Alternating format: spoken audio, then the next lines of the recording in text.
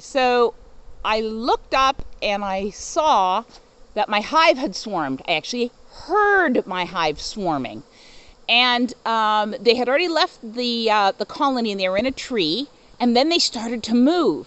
So I followed them by actually listening because it's really hard to see them. And I am a terrible videographer, but if you look at this, you'll see that there's a tree. You can see the bees flying around the tree, and I am 99.9% sure that they are now making a colony inside this tree. Like they're going into this tree. This is the tree that they chose as their home. And the good thing about this, if there's any good thing about having a colony swarm on you, is that now I know, where is it again? Sorry about that, folks. Now I know where my bee tree is. So now I know where my colony has settled and has swarmed into. And so since I know that, oh, I'm a terrible videographer. I'm sorry that you're watching all this. But now I know that I'm going to be able to set up swarm traps outside of this tree. Let's just stop focusing on that. And that in the spring, as long as this colony survives, I will be able to pick up colonies from it. So let's walk back down my driveway so that I'm not giving you guys all a headache. So that was just an amazing experience for me.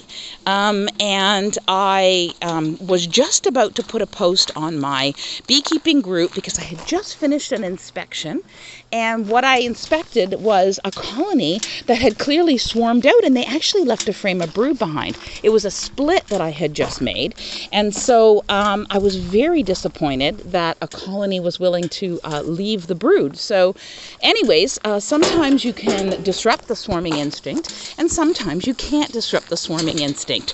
So the best part about this is that now I know where my bee tree is, and I am going to get working on setting up swarm traps around my bee tree, because in the spring, when they do all their natural swarms, I can just pick up colonies as long as they survive. So now, for your delight and pleasure, I'm going to walk back up to the apiary, and I'm going to show you what colony they swarmed from, because you had to watch some pretty horrific footage there while I was standing on the side of the road swatting horseflies off of my head.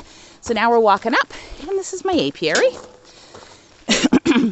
And I was just in here today. I was actually clearing the weeds, and I decided to stop and just do a couple of little brief inspections. And I looked at my split, which is the little hive here. So this is where I put the split in. This is from my, it's an observation hive.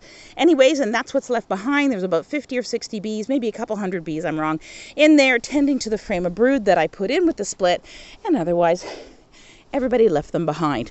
So now I am going to go into the hive, grab a hive tool, and I am going to remove that frame of brood and put it back in the original hive so that we don't lose all those little babies.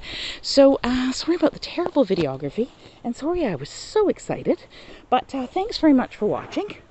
And there's my cottage. As you can see, it's very close to the apiary, and it's been a really interesting day.